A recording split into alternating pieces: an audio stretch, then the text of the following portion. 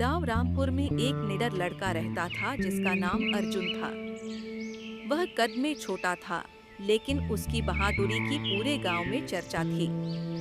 उसकी तेज, जिज्ञासु आंखें और फुर्तीले हाथ उसे सबसे अलग बनाते थे। उसकी माँ माया हमेशा उसे जंगल के खतरों से सावधान करती, लेकिन अर्जुन को रोमांच की चाहत हमेशा जंगल की ओर खींचती थी। एक शाम जब सूरज ढल रहा था और आकाश सुनहरे रंग में रंगा हुआ था, जंगल से एक भयंकर दहाड़ गूंजी। गांव वाले डर के मारे सहम गए, लेकिन अर्जुन नहीं। वह बिना किसी हिचक के केवल एक लकड़ी के डंडे के साथ दहाड़ की दिशा में दौड़ पड़ा, यह सोचते हुए कि उसे अपने गांव की रक्षा करनी है। जंगल की छाया से बाहर आया सिंह, एक विशाल शेर जिसकी सुनहरी अयाल सूरज की आखिरी किरणों में चमक रही थी।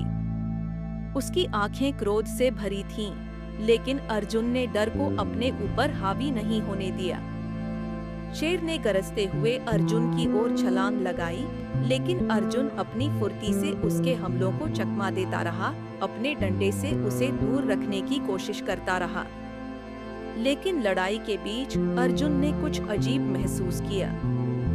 शेर गुस्से से नहीं, बल्कि दर्द से लड़ रहा था। उसने देखा कि शेर के पंजे में एक बड़ा कांटा चुभा हुआ था। अर्जुन ने तुरंत समझ लिया कि यह चोट के कारण हो रहा है।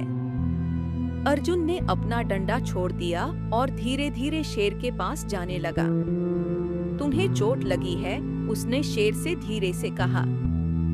शेर दर्द से कराहते हुए उसे देखता रहा, लेकिन अब उसकी आंखों में क्रोध की जगह पीड़ा थी। अर्जुन ने हिम्मत जुटाकर शेर के पंजे में फंसे कांटे को निकाला। शेर जोर से दहाड़ा, लेकिन इस बार वह दहाड़ दर्द की नहीं, बल्कि राहत की थी। शेर ने पीछे हटकर अर्जुन को देखा। उसकी आंखों में अब आक्रामकता नहीं, बल्कि एक अजीब सी कृतज्ञता थी। कुछ पल के लिए लड़का और शेर बिना शब्दों के एक दूसरे को समझते रहे। फिर शेर ने एक धीमी, आभारी गर्जना की और जंगल में वापस चला गया। अर्जुन ने शेर को पेड़ों में गायब होते हुए देखा। उसके दिल में गर्व और संतोष की भावना थी। जब वह गांव लौटा तो लोग अर्जुन के साहस की कहानी सुनकर दंग रह गए। उस दिन के बाद अर्जुन रामपुर का नायक बन गया, वह लड़का जिसने शेर से लड़ाई की, लेकिन ताकत से नहीं, बल्कि दया से। कहानी यहीं पे समाप्त होती है। और भी ऐसी कहानियों के लिए कमेंट करें और सब्सक्राइब करें। धन्यवाद।